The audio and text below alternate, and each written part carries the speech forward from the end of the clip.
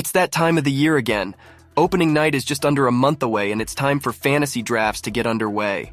If you're going to walk away with a fantasy hockey title this season, there's no question hitting on a couple sleeper picks in your draft could go a long way in setting you up for success.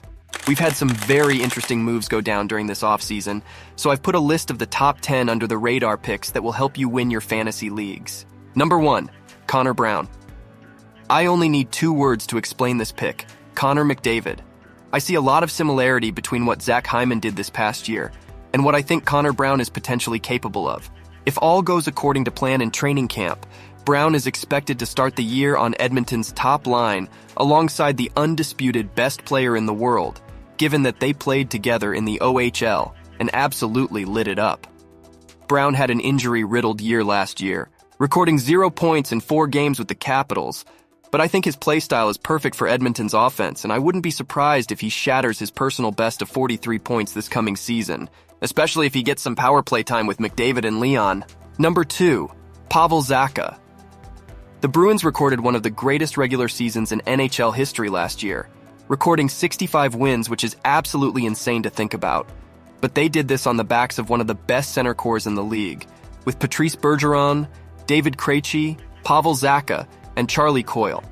Unfortunately for the Bruins, Bergeron and Krejci have retired going into the 2023-2024 season, leaving a gaping hole in the middle of the lineup.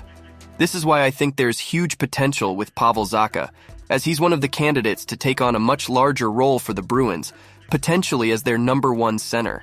He's already coming off a breakout season last year where he recorded 21 goals and 57 points, but expect Zacha to see a lot more of David Pastrnak, which should be a huge boon to his production potential. If you're enjoying this video, I hope you leave a like and subscribe to my channel, as I'm trying to put out high-quality hockey videos as often as I can. Thanks so much. Now back to the list. Number 3, Jonathan Drouin. Drouin has had a weird career. He was a contender to be the number 1 draft choice in 2013, with some putting him above Nathan MacKinnon at the time. But since then, his career hasn't fully lived up to the hype, as his career best in points is only 53. He's since turned into a decent middle 6 contributor, but not a game breaker by any stretch of the imagination. But no better way to try and get your career back on track than linking up with your old major junior buddy. That's right, with Drouin joining the Avalanche this upcoming year, he could very well be on a line together with one of the best players in the world in Nathan MacKinnon. And if you want to see a preview of what that might look like, go look up their highlights from their time in Halifax. They're absolutely disgusting together. Given this is a very real possibility, you can probably see why I have him on this list.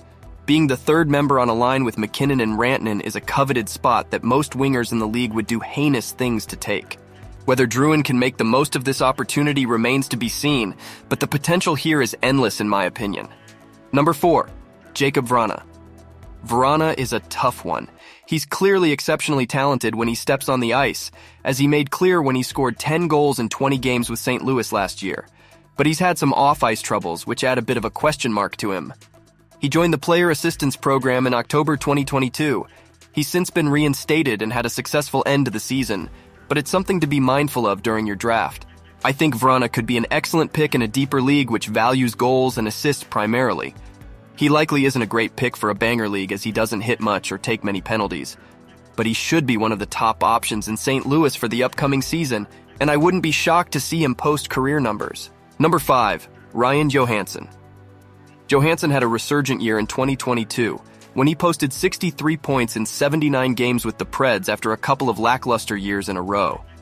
But just as it appeared that he was getting back to his old self, he had a tough season in 2023, recording only 28 points in 55 games. This, coupled with his giant contract, resulted in him getting traded for pennies to the Colorado Avalanche.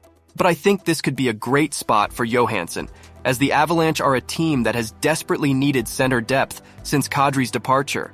Johansson should get the chance to play on Colorado's second line with talented wingers such as Lehkonen and Nichushkin.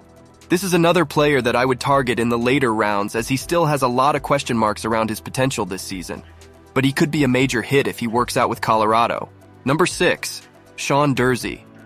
Durzi is one of those players that I think will benefit significantly from getting more ice time. He was trapped behind Drew Doughty in LA, but still put up a very respectable 38 points in 72 games. But he's all set to be the top dog in Arizona, running the power play with Clayton Keller and Logan Cooley. Apart from just an uptick in points, Durzee's increased role with the Coyotes will likely do good things for his peripherals as well. He isn't a big hitter, but he recorded a decent number of shots and blocks during his time with LA.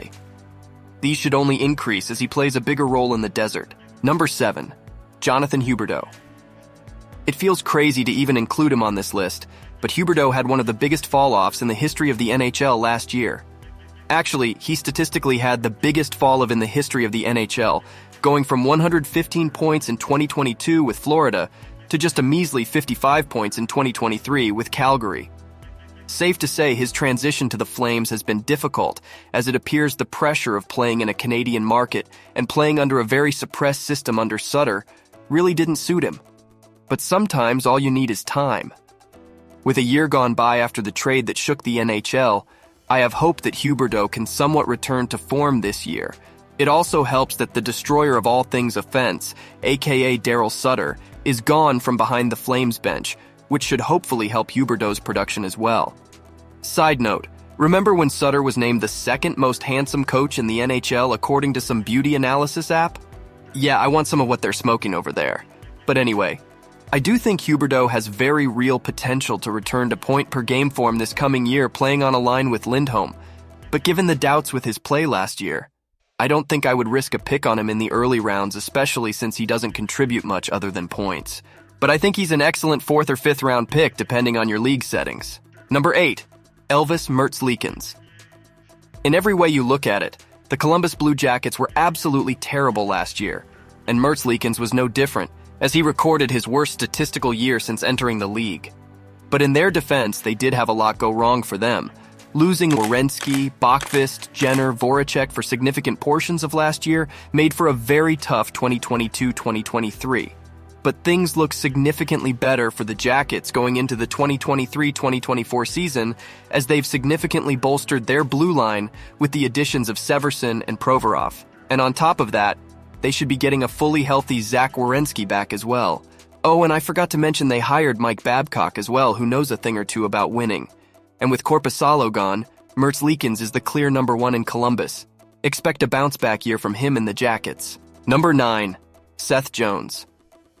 Jones was once considered one of the best defensemen in the league, but his performance the last few years has really tarnished his image in the NHL, posting some of the worst plus-minus stats in the league across the last 2 years. I know plus-minus is a flawed stat, and that the Blackhawks have been terrible the last 2 years, but it's still tough to see his numbers nosedive the way they have the last few years. But the Blackhawks look like they might be able to turn the ship around fast with the arrival of Connor Bedard. I'm still salty about the Hawks getting him after sucking for a couple of years, while my Canucks have been terrible for the better part of a decade, and don't have nearly as much to show for it. But hey, at least I have Petey to hold on to. Anyway, the Blackhawk power play should be considerably better this year with the additions of Bedard and Taylor Hall, which should greatly help Jones's production. I think he could easily get back to his 50 to 60 point self while continuing to post solid peripherals as well. Number 10.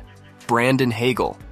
Hagel, who just signed a monster 8-year deal with the Lightning, should be a fixture in the top 6 for the Lightning this year given the departure of Alex Killorn. And playing in the top 6 in Tampa is a pretty good deal, because you get to play with a rotating cast of Steven Stamkos, Nikita Kucherov, and Braden Point. That's pretty good company. Hagel already had a terrific year last year, putting up 30 goals and 64 points. But I think he has potential for more with the increased role this year.